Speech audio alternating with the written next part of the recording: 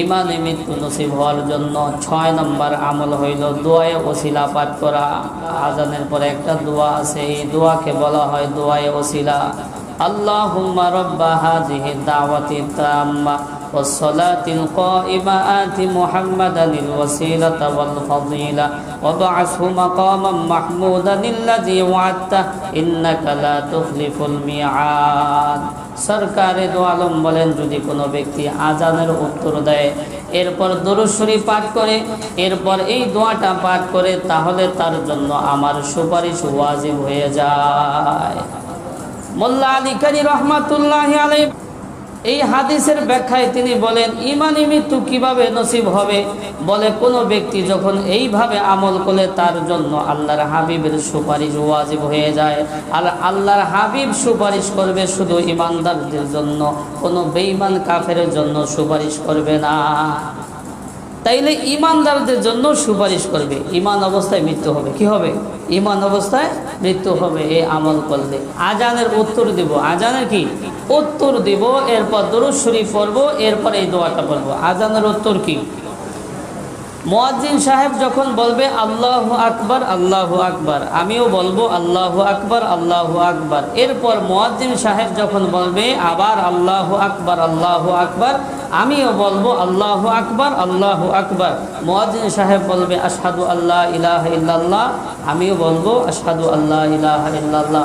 মুয়াজ্জিন সাহেব যখন বলবে আশহাদু আন্না মুহাম্মাদার রাসূলুল্লাহ, আমিও বলবো আশহাদু আন্না মুহাম্মাদার রাসূলুল্লাহ। মুয়াজ্জিন সাহেব বলবে যখন হাইয়া আলাস সালাহ হাইয়া আলাস সালাহ হাইয়া আলাল ফালাহ হাইয়া আলাল ফালাহ, এই 4 বারের উত্তরে কি বলবো?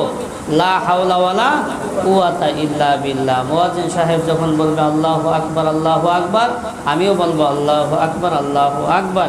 মুয়াজ্জিন সাহেব যখন বলবে লা ইলাহা ইল্লাল্লাহ, আমিও বলবো লা ইলাহা ইল্লাল্লাহ। কিন্তু এর ব্যতিক্রমও কেউ করে, ওই পাইছে আল্লাহ পাক জানে। মাঝে মাঝে আমার কানে আওয়াজ আসে, যখন আশহাদু আন্না মুহাম্মাদার রাসূলুল্লাহ, তখন কি কয়? সাল্লাল্লাহু আলাইহি ওয়াসাল্লাম। যেই আমলটা যেইভাবে হাদিসের মধ্যে আসছে ওইভাবে যদি করি, ওই আমলটা উপরে উঠবে, নাইলে নিচেই থেকে যাবে। মন করার কোনো আমল কি হবে না, উপরে উঠবে না। সাল্লাল্লাহু আলাইহি ওয়াসাল্লাম বলেন, নবীর নাম আসছে সাল্লাল্লাহু আলাইহি ওয়াসাল্লাম বলবে না? নামাজের মধ্যে যখন আপনি আত্তাহিয়াতু পড়েন, আশহাদু আন্না মুহাম্মাদান পড়েন না, ওই সময় সাল্লাল্লাহু আলাইহি ওয়াসাল্লাম বলেন? বলেন না। তাইলে এখানে যুক্তি গেল কোথায়? ঠিক আছে, সাল্লাল্লাহু আলাইহি ওয়াসাল্লাম কখন বলবো?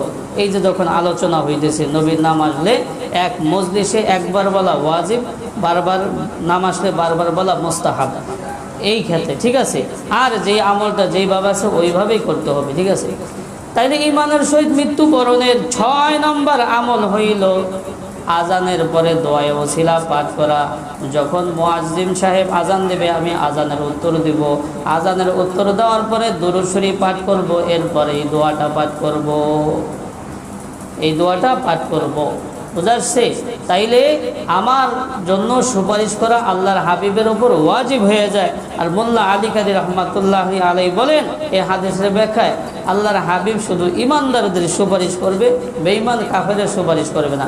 যেহেতু আল্লাহর হাবিবের সুপারিশ ওয়াজিব হয়ে যায়, তাহলে সে ইমানদার। তাহলে কি ইমানদার।